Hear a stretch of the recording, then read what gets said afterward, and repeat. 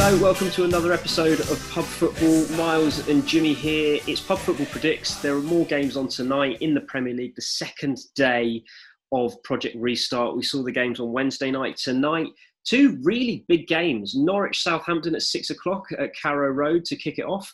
And then at 8:15 at the Tottenham Hotspur Stadium, Tottenham hosting Manchester United. We'll start with Norwich, Southampton. This is an interesting game because I think that both teams have had opposite fortunes with the lockdown period and with there being no football. Southampton have been on a roll, been playing really well and were building some momentum and pushing up the league. Norwich have had a load of injuries and they're come back now. So they haven't really had a full strength team since the very start of the season where they put a couple of wins on and were doing really well. This is the first time. So we might see the Norwich from the start of the season. Yeah, agreed, mate. I completely agree with you. Especially at the start of the season, they were bang up for it, and as you say, injuries caused massive carnage, and lockdown and the coronavirus is probably the best thing that ever happened for Norwich City because they've got half a chance, to be honest. And as you say, if they can string 3 or 4 games where just get results in them, they are right back in it.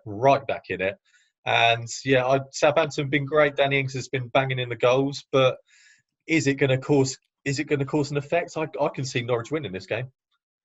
Yeah, no, so can I. I really can. I think it's going to be interesting because it's at Carrow Road, so the fans on the screen will be Norwich fans, I guess.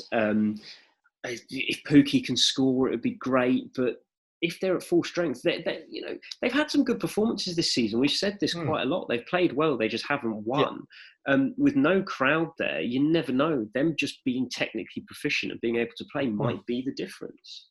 Yeah, as you say, they have been very, very, very good to watch. They've just caused their own downfall at times, trying to play out from the back, maybe give the ball away in stupid areas. But I like what they do. And as you say, if Pookie can hit the ground running again, they've got a really good chance. And yeah, it'll be interesting. Again, it's one of those where it might be absolutely rubbish and finish 0-0, or one of them are going to give it a right good go. And I hope Norwich win, to be honest. It'll be good for the league. What do you think the score's going to be? I think it's going to be 2-1 to Norwich. I'm going to go 1-1 again. In way I say. But I'm going to go 1-1 again. Okay, moving on to the 8:15 game at the Tottenham Hotspur Stadium. Tottenham Man United, massive clash in the race for 5th. The top 5, as it stands, Manchester City not playing in Europe next season. This is huge. Team news-wise, Mourinho has said that Kane, Son and Sissoko will all be starting. They were all injured in the terrible run coming up to the lockdown. So that's a big plus. On Man United's side, I've read that Paul Pogba is going to be left on the bench to come on as a sub, and he's going to keep the midfield 3 of McTominay, Fred and Fernandes for now. But Pogba has been in the news today because his car's been seized for having a French number plate. God, he's always in the news, isn't he? Just for something. He's always in the news. But I don't disagree with him probably being on the bench, to be honest. I don't think he's in the top 3 in their midfield anymore. It was working well before. It wasn't working well when Pogba was in. Why rush him back? Him and Fernandes. Exactly. I see them as similar players that will try and do the same job and they'll get in each other's way. And Fernandes is better. Agreed. He's made a massive impact since coming into the team, and he is the one who can make the difference. And I think Pogba is so inconsistent and ineffectual at times. I would stick with Fernandes every day of the week at the moment. And Fred's improved a lot as well. Yeah, agreed. Everyone slated him at the start of the season. He's got better. I love McTominay. I love his energy. I love what he does. And it's actually quite a nice midfield balance, to be honest. The one thing that I would say in Pogba's defence is the games are slower without the crowd in. The tempo's slower, a bit more like Italian football. He normally takes too long on the ball, but without the intensity, having him in next to McTominay with Fernandes could work very well because it could suit Pogba in those middle areas where he's not being closed down as quickly. Yeah, I get that. I think this game especially at Spurs, probably not. I think at home when you're dominating the ball, it's probably a better idea. But do you think home advantage really counts? I think it does. Beyond the screen with fan faces on, you're used to playing on the pitch, but I wouldn't say it's the thing about home advantage. I just think there are teams where you are going to dominate the ball And I think Mm. Pogba is better suited to a game against a Norwich, But then again, Southampton. the way Tottenham have played, Mourinho doesn't dominate the ball. No, agreed, agreed. I'm interested to see how he's kind of lines up what you do, because as you say, if you sit back and try and soak it up and counter, I think you're quite suited to that, to be honest. Or Lo But yeah, we'll Celso's see. a doubt.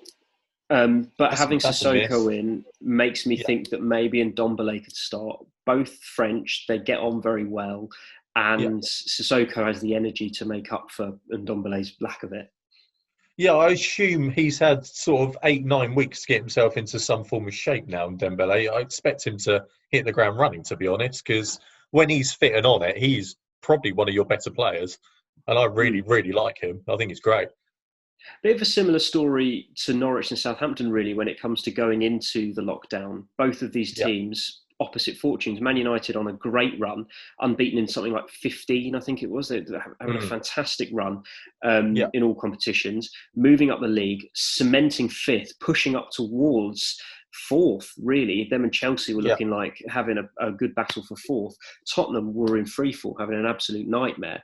Mm. Injuries were rife within the side. We're playing Bergwijn and Lucas up front. Neither of them are Oh, strikers. strong.